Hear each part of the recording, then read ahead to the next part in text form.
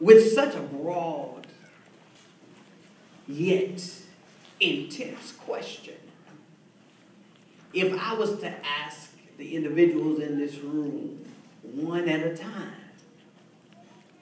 will you die or will you live? What would your answer be? Live. If I were to ask people outside of this room, what do you think their answer would be? Live. It's amazing that in our intellect and in our natural way of thinking, that everybody in their right mind would say, live.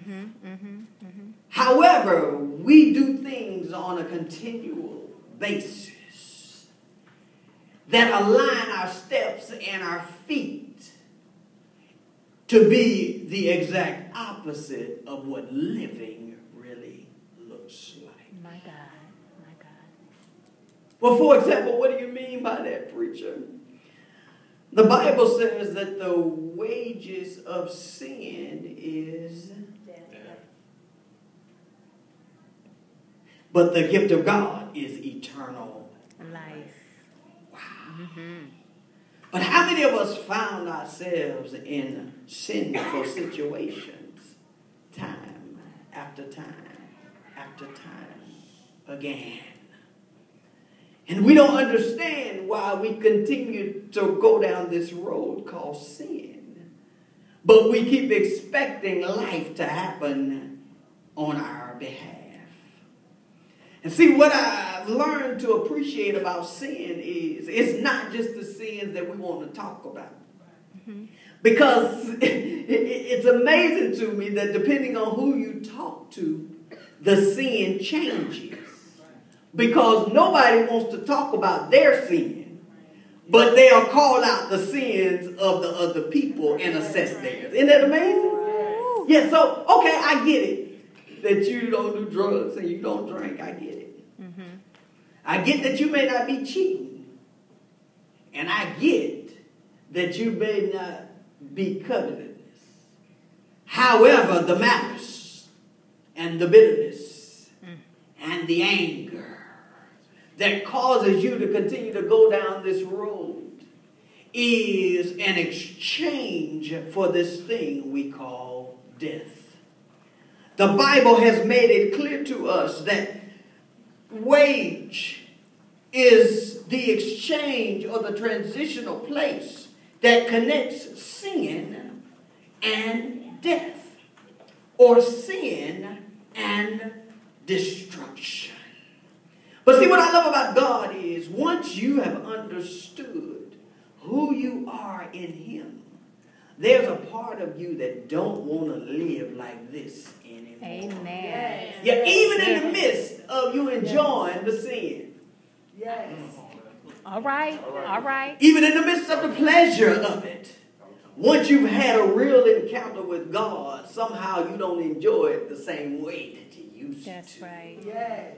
See, because there's two opposing things going on at the same time. And sometimes God allows those things to happen so that you can get to a point where you're fully persuaded. See, Paul had to go through some stuff before he could say, I'm fully persuaded that neither life or death. And he goes on to name several things in Romans 8 that shall be able to separate me from the love of God. Nay, in all these things, I'm more than a conqueror. It is important, abundant life, that we start to posture ourselves like we really want to live. And we stop settling for death. Because contrary to popular belief, if you're not living, you're on your way to dying. My God. And see, I had to realize that there were some places in my life where I was not living. There were some places in my life where there was no fruit being bared. There were some places in my life that was just dormant. Had no production. It was not lining up with what God gave Adam as instructions. He said, son, I'm going to give you this. And I need you to be fruitful and multiply, replenish and subdue. which means he had complete authority over the things that he was connected to. It's amazing to us how many of us have no authority over the things that's happening in our lives. My God. We don't have any authority because somehow sin has positioned us in a place where even though we may be prophesying about life, we're walking out death. We're walking out the exact opposite of what the Bible says concerning us.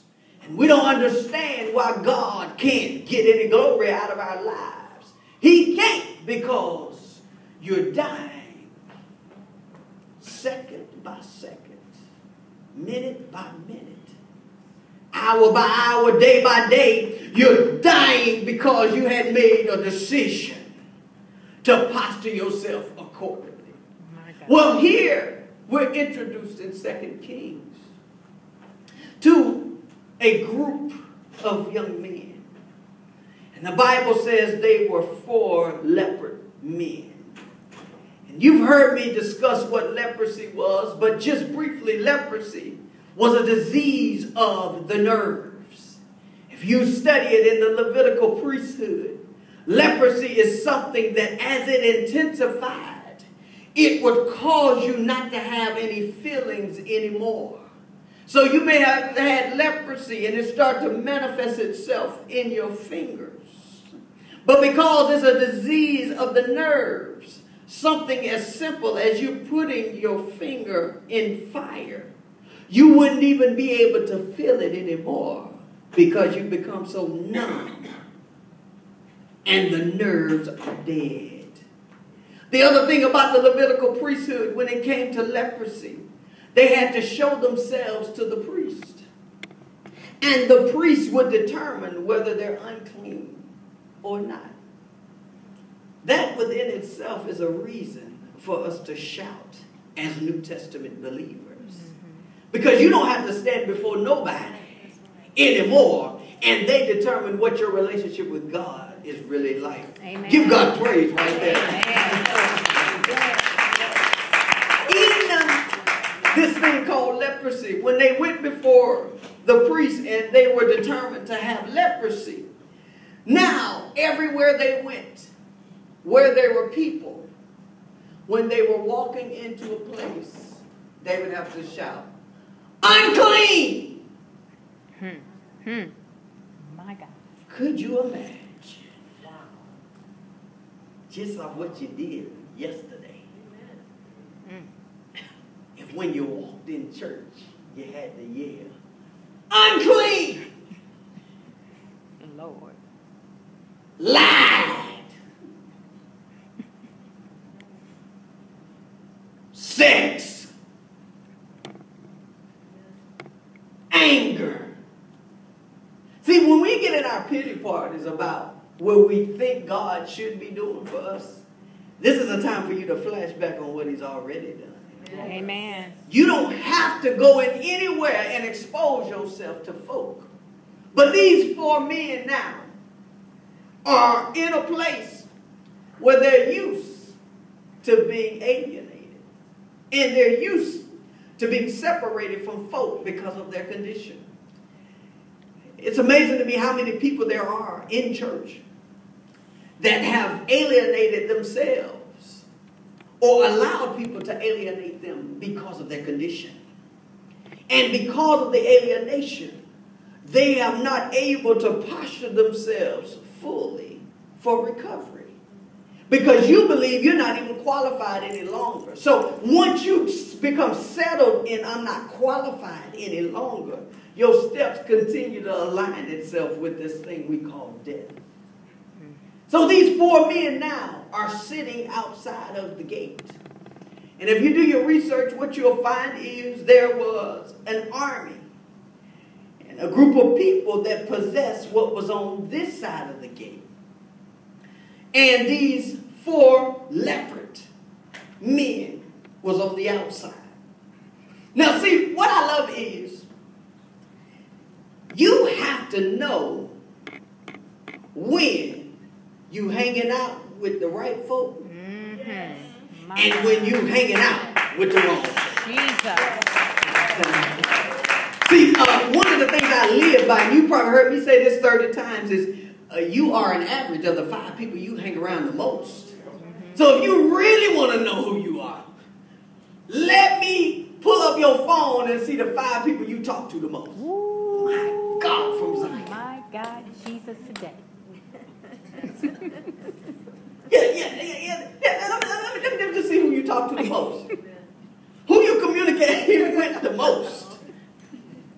If you really want a mirror and you really want to see who you are, who you hanging out with. Jesus. But see, things like that causes you to question. That's right. Yeah, because a lot of us, we hang out with people that's conducive to where we are. That's why we talk to them. That's why we text them. That's why we want them to be on our amen bench for everything. Because I need, when I call you, you to tell me I'm right. That's right. Come on. Pastor Moses in Kenya, they don't want to hear from the preacher today. Yeah, I need somebody to tell me I'm right about it. That's right. My God. So I'm going to go call somebody that's going to tell me I'm right about it. And see, when you're in relationships and you're married, you got to be careful about that. That's right. Come on and say it. Yeah, you got to be careful because you ain't always right. You right.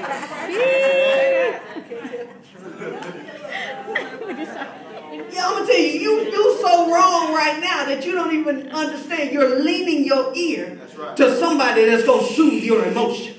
My God. That's how wrong you are in the beginning. My God. In the beginning. Wrong is 2 left shoes and 2 right feet.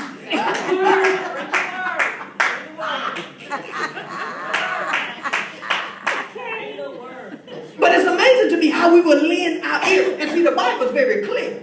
It says in the last days that people will have itching ears. Yes. And they will lend their ears to doctrines that are not sound. That's right. That's right. Yeah, so don't nobody want to hear about the truth no more. I want you to prophesy to me, preacher, on how I'm going to get a new car, how I'm going to get a new house, how I'm going to get a new husband, and how I'm going to get a new business. That's all I want to hear at church. But let me tell you this, if you don't get a new you, none of that stuff matters. My God. What happened to us? What happened to us being concerned about our souls instead of our bank accounts? See, we got this thing so backwards. The Bible says this, above all things, I wish that you prosper and be in good health, even as your soul prospers. So he wants you to have a balanced lifestyle, but we're so busy seeking his stuff in his hand that we don't even seek his face any longer.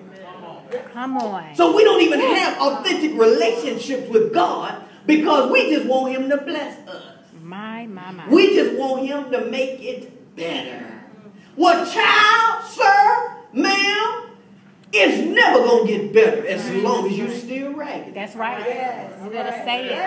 Yeah, I don't care how many prophecies you get. I don't care how many offerings you give in. If you don't change from the inside out, God can't trust you. She. He can't trust you. Stop believing. This was crazy to me. How we can be straight in sin Come on. and speaking in tongues and prophesying like God hears us. My God. Straight in sin. I just cussed my wife out. How I'm going to cuss her out and then pick up the microphone and preach to y'all? And thank God's going to honor that. Come on. Say it. right. Say You're it. right. Say Do it. you hear what I'm saying? Yes. But see, we got this thing so twisted like God is not real, but he's all powerful. Yes. And I need you to understand something abundant life. He's extended us all mercy. Yeah. But see, I don't want to just live off mercy because mercy runs out. Woo. My God. Listen, I was running off mercy for so long My God. because I didn't even have a desire to realign myself with God correctly. My God. Once you have a desire and you start to realign, then you can walk in His grace. That's right. All right. See, grace is an unmerited favor.